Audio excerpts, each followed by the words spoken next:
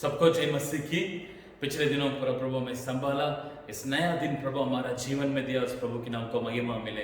Hallelujah. मसीह में, वचन में, पवित्रता में, विश्वास में आगे बढ़ते जाइएगा। प्रभु आपके साथ है। हालेलुया। इम्मानुएल, परमेश्वर हमारा साथ है, आपका साथ है। हालेलुया। आप जो भी परिस्थिति में हो, परमेश्वर आपके साथ रहता है, आपको कभी नहीं छोड़ेगा, कभी ना त्यागेगा।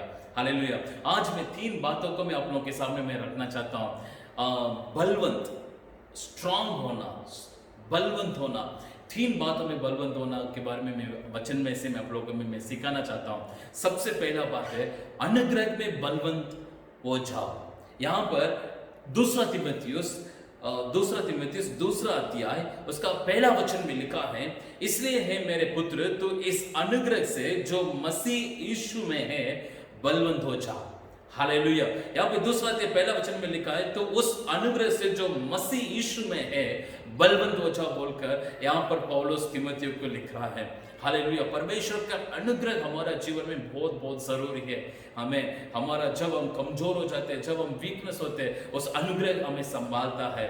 उस अनुग्रह की वजह से आज हम जीवित हैं। हालेलुया। यहाँ पर पौलुस तिमुथियुस को ये बता रहे, परमेश्वर के उस यीशु मसीह के अनुग्रह में बलवंत हो जाओ।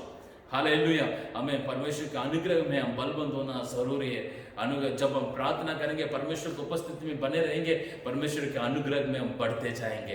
हालेलुया। यहाँ पे पौलुस वही बता रहा है, परमेश्वर के अनुग्रह में प्रभु यीशु मसीह का दूसरा तिमुथियुस दूसरा अध्याय पहला वचन में लिखा है, उस अनुग्रह से जो मसीह यीशु में है, प्रभु यीशु मसीह में है अनुग्रह। हालेलुया। जब 13 किताब नया नियम में लिखा है, उस 13 किताब में अंत में आप देखेंगे तो परमेश्वर के अनुग्रह का शब्द जरूर आती है। हालेलुया। हमें परमेश्वर के अनुग्रह में बलवंत होना, परमेश्वर के अनुग्रह में हम स्ट्रेंथ होना, बलवंत होना बहुत जरूरी है। इसलिए पौलुस यहाँ पर बता रहे तिमुथियुस को, मसीह यीशु में बलवंत होते जाओ। उस अनुग्रह से जो मसीह यीशु में है बलवंत होते जाओ। हालेलुया। हम भी उस मसीह यीशु में जो अनुग्रह है उसमें बलवंत होना जरूरी है। दूसरी बात है, शक्ति में बलवंत हो जाओ। अनुग्रह में बलवंत हो जाओ। दूसरा, शक्ति में बलवंत हो जाओ। हालेलुया। इफिसियों की किताब 6वां अध्याय उसका 10वां पद में लिखा है, इसलिए प्रभु में और उसके शक्ति के प्रभाव में बलवंत बनो।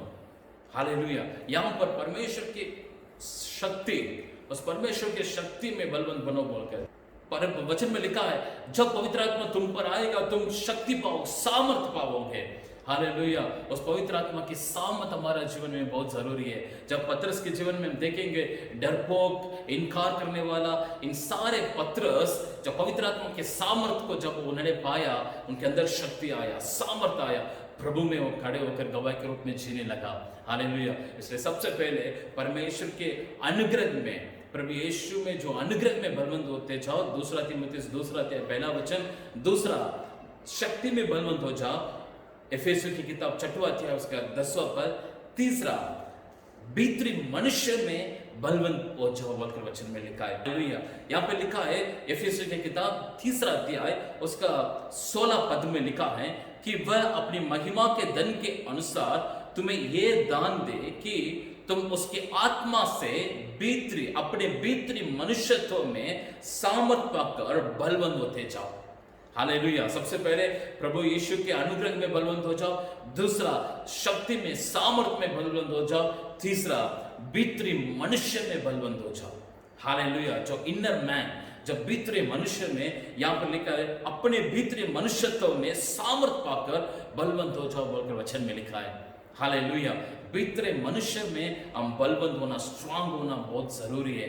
हालेलुया। हम देखते हैं सिमसोन के बारे में, जो सैमसन के बारे में, वो शरीर के रूप में बहुत सामर्थ व्यक्ति था, उस शरीर के रूप में वो बहुत सामर्थ था, लेकिन इनर भीतरे मनुष्य में वो कमजोर था। लेकिन यूसुफ, बाहर के मनुष्य में वो कितना सामर्थ पता नहीं, लेकिन भीतर के मनुष्य में बहुत स्ट्रांग था, इसलिए जब परेशानी आया उस परेशानी से वो दौड़ कर गया बोलकर वचन में लिखा है।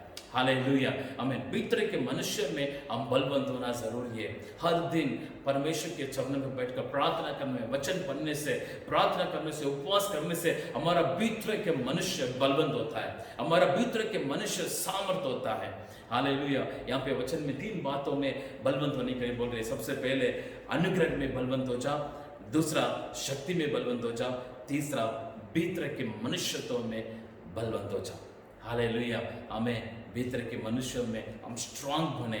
जब पौलुस अब गलियों में जा रहा था तब एक औरत आकर ये दास जीवित परमेश्वर का दास बोलकर, एक जो जिनके अंदर दुष्ट आत्मा थे वो आकर चिल्लाने लगे। हालेलुया, आप भीतर मनुष्य में स्ट्रांग है, आप गलियों में जाएंगे, आप जहाँ भी जाएंगे, है ना, दुष्ट आत्मा को पहचानेंगे, दुष्ट आत्मा भागेगी, लोग छंगे, क्योंकि आप भीतर मनुष्य में प्रभु में स्ट्रांग है, सामर्थ पाकर हम आगे बढ़ना है। हालेलुया। सबसे पहले अनुग्रह में बलवंत हो जाओ, दूसरा शक्ति में बलवंत हो जाओ, तीसरा भीतरे मनुष्य में बलवंत हो जाना। हालेलुया। इन तीनों बातों में हम आगे बढ़ेंगे, बलवंत हो जाएंगे, स्ट्रांग बनाएंगे, जरूर परमेश्वर हमारा जीवन में आशीष देगा। हालेलुया। प्रभु आप सबको आशीष दे। आइए हम प्रार्थना करेंगे। प्रभु जी, मैं प्रार्थना करता हूँ इस वचन को सुनने वाला हर एक को आशीष कर खुदा। मैं प्रार्थना करता हूँ खुदा, अनुग्रह में, शक्ति में, भीतर के मनुष्यत्व में हम प्रभु जी रोज बलवंत होते आगे बढ़ने में मदद करें। जो भी बीमार उन्हें चंगा करे, जो भी प्रभु जी परेशानी में सारी परेशानियों को दूर करे, जो कर्जा में उस कर्जाओं को दूर करे। आपके अनुग्रह, आपकी दया, आपकी आशीष उनके जीवन में बने रहने के लिए मैं प्रार्थना करता हूँ। धन्यवाद करता हूँ, हमारा प्रार्थना विनती को सुना उसके लिए धन्यवाद। सारी प्रार्थना विनती हमारा जीवित खुदा प्रभु यीशु मसीह के नाम से मत सुना कबूल कर कीजिए। आमीन, आमीन, आमीन। God bless you. प्रभु आप सबको आशीष दे।